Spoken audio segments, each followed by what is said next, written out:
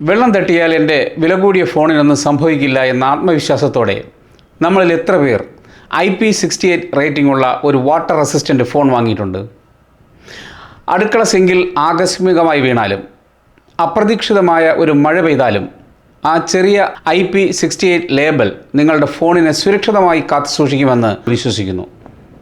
പക്ഷേ ആ സുരക്ഷിതത്വ ബോധം വെറുമൊരു തോന്നൽ മാത്രമാണെങ്കിലോ?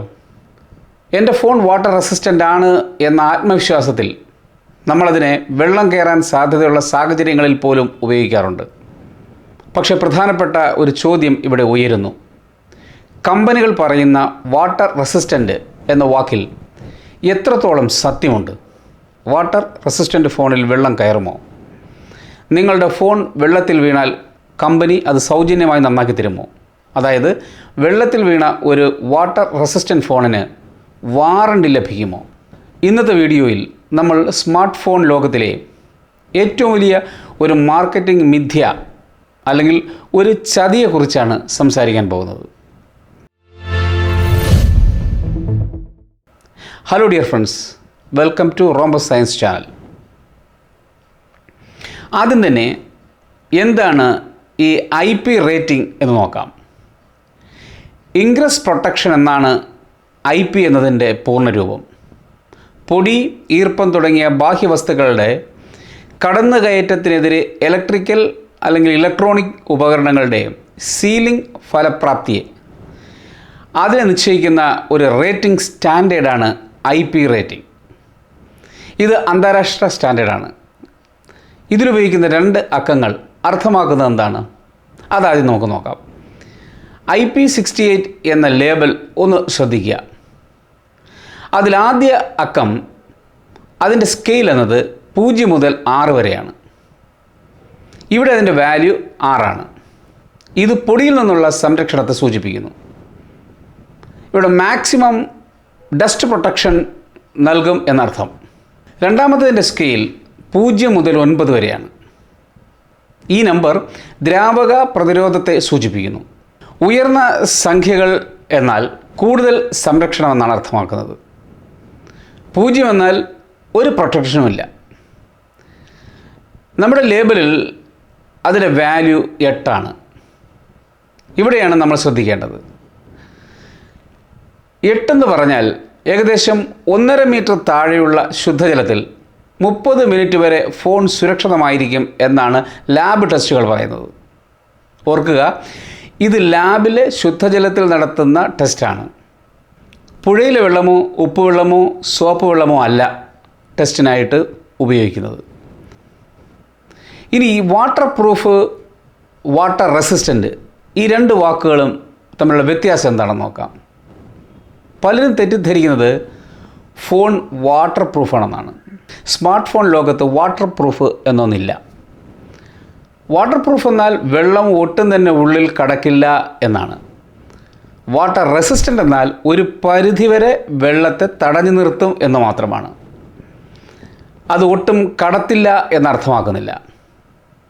കാലക്രമേണ ഈ പ്രതിരോധശേഷി കുറഞ്ഞു വരും.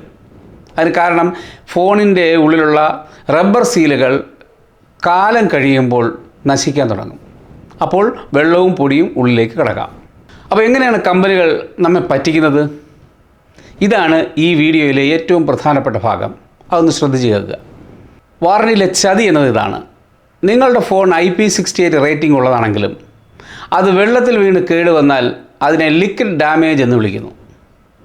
ഒരു കമ്പനിയും അത് വാറണ്ടിയിൽ നന്നാക്കി തരില്ല.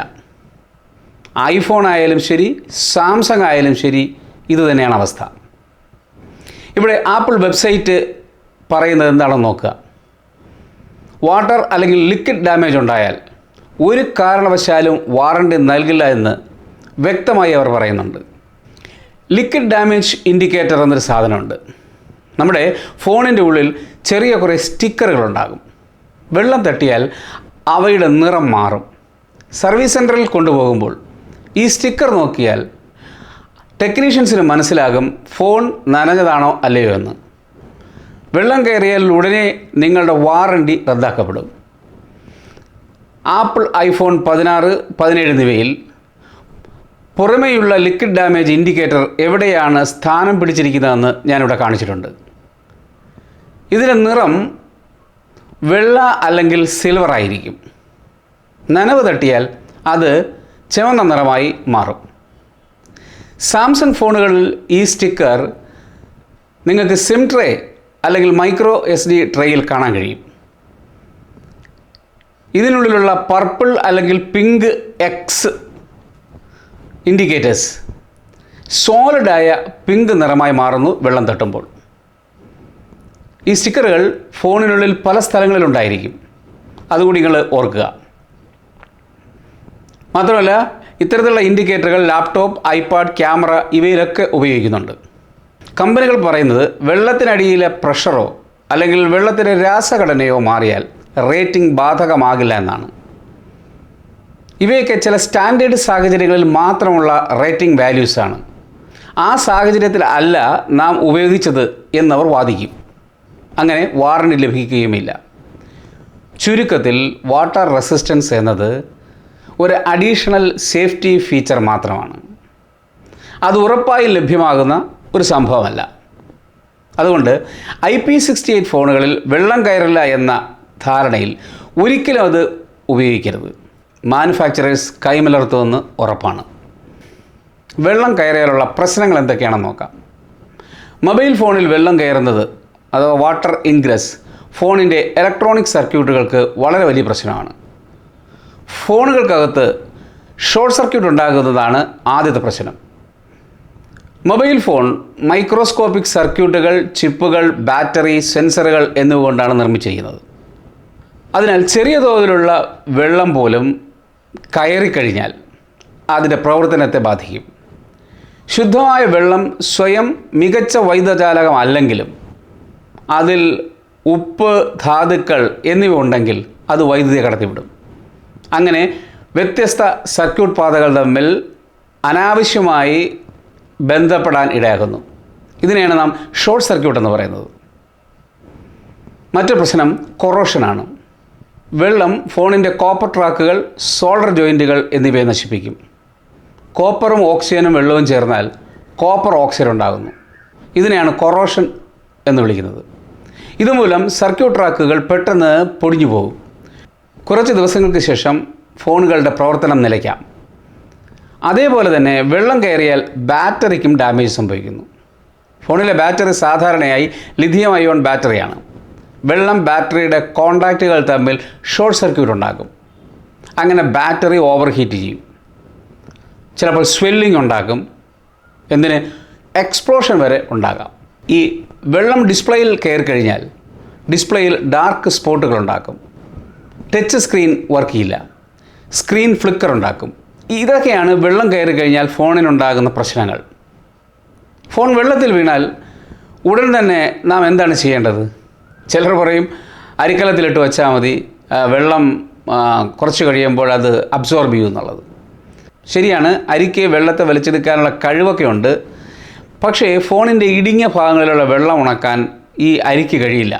മാത്രമല്ല അരിയിലെ പൊടിപടലങ്ങൾ ഫോണിൻ്റെ ചാർജിങ് പോർട്ടിലും സ്പീക്കറിലും കയറി ഫോൺ കൂടുതൽ നശിക്കാൻ മാത്രമേ ഇത് സഹായിക്കൂ. അപ്പോൾ എന്താണ് ശരിയായ രീതി? വെള്ളത്തിൽ വീണ് കഴിഞ്ഞാൽ ഫോൺ ഉടൻ സ്വിച്ച് ഓഫ് ചെയ്യുക. ബാറ്ററി മാറ്റാൻ കഴിയുന്ന ഫോണാണെങ്കിൽ ബാറ്ററി ഊരിയെടുത്ത് മാറ്റുക. ഒരു കാരണവശാലും ചാർജ് ചെയ്യാൻ ശ്രമിക്കരുത്. നല്ലൊരു കോട്ടൺ തുണി ഉപയോഗിച്ച് സിം, മെമ്മറി ഇവ ഊരിയ ശേഷം തുടയ്ക്കുക. ഒരു ഫാനിൻ്റെ ചുവട്ടിലോ അല്ലെങ്കിൽ സിലിക്ക ജെൽ പാക്കറ്റുകൾക്കൊപ്പമോ വയ്ക്കുക. സിലിക്ക ജെൽ നന്നായി വെള്ളത്തെ ആഗിരണം ചെയ്യുന്ന ഒരു പദാർത്ഥമാണ്.